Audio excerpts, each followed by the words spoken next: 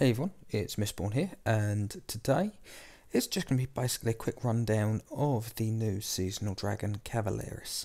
Now, honestly, I think he's alright for a warrior. Big, I add for a warrior because let's be frank, warriors aren't in a great spot right now. But he isn't bad, really. He's got the same weaknesses as all warriors, but he's got some strength behind him, and he's honestly one of the better ones out there. So if you're a fan of warriors, you're not a fan of hunters, he's not bad, especially as a discount. Now, I'll quickly show you him against this. You can see it's 50 levels difference. Um, he's again, not bad. The main thing, his main weakness is he just simply doesn't have damage. Like, his damage really just isn't there. I missed that. I missed that quite badly. But there you go. Whatever. Let's do that. If any luck, that thing won't fire yet. There we go. Yeah, he's hard to kill, but when you get to farms, you just see how difficult it is. And I have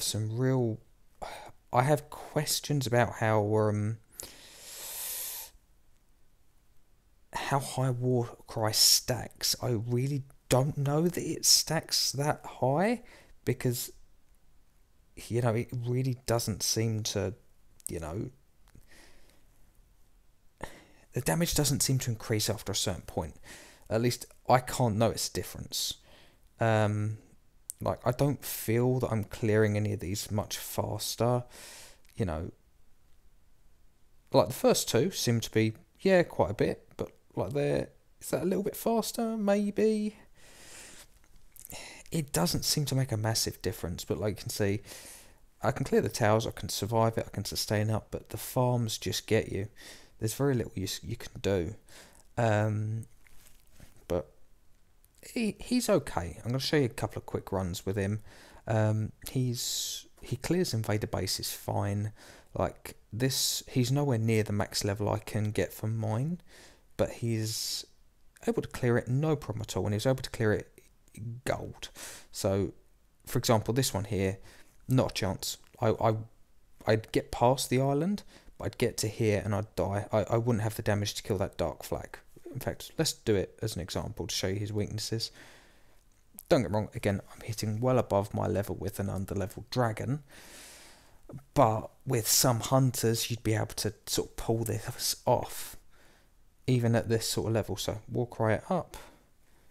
We'll leave that red mage up on the hopes that we get some rage. Yep, there we go. But yeah, I mean, look at this. It's not even that,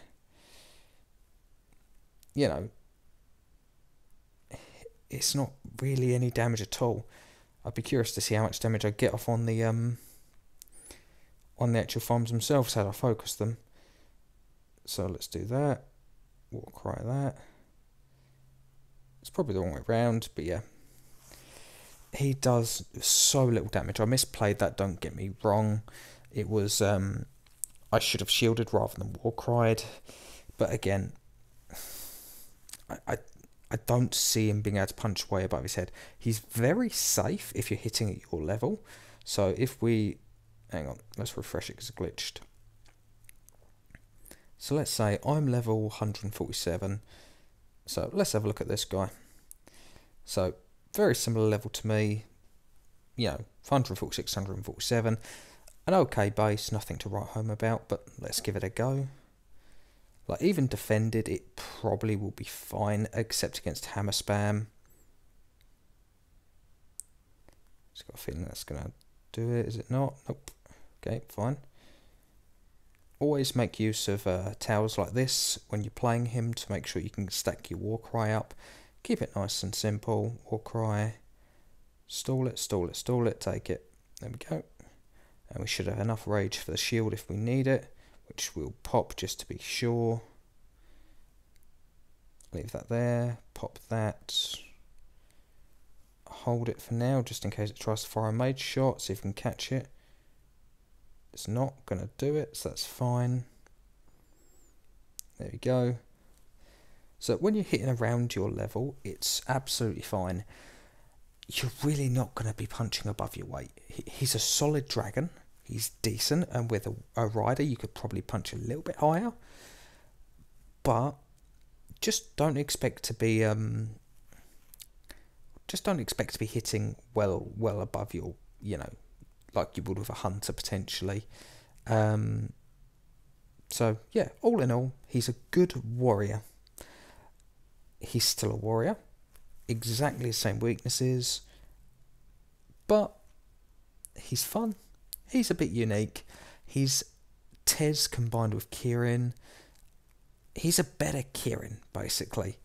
That's probably the best way to describe him. He's a better Kirin. Yeah.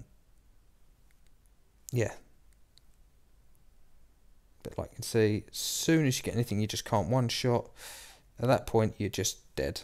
Like if you can't take the towers out in time, you're just dead. But it gives you the increased power on the second one. But like you can see here, does a very similar job to Tez. Instead of, like, they're both focused on increasing the damage, they've both got some form of sustain. Tez's sustain is more constant. The Caverleris' sustain is bursty. Both are free, which is fine. Tez's damage increase is slower, but is more consistent, so it will just constantly go up. Caverleris is in theory faster. You can get higher faster, but I've got a feeling Warcrest caps, like, it feels like after a certain point you just get nothing else. But again, that could just be me. The only difference is Tez is probably better. Don't get me wrong, he doesn't deal with Rage Drain as well, but he has the ability to stun towers and has 2 ways of regenerating health rather than 1. And I feel like without Rage, Caverleris is pretty useless, whereas Tez will eventually, even without Rage, be relevant. Caverleris really can't do any damage without Rage. But all in all, he's alright. I'd give him, as far as dragons go, he's probably a 6 out of 10. As far as warriors go, he's probably an 8 or a 9 out of 10.